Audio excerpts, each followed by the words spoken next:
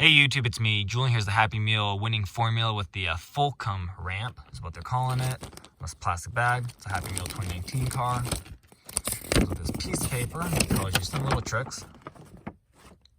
Alright, throw that aside. Look at this the track, which is compatible with your standard Hot Wheels tracks. So I guess your car, or your normal car, it doesn't have to be this one, but it goes through. And of course it tilts like a seesaw. You got 3 little positions if you want, depending on what you want to play with. Alright, so throw those aside there.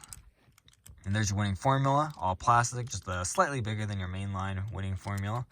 Has a Circle Flame logo, so this is basically a treasure hunt. I'm just kidding, it's not a treasure hunt.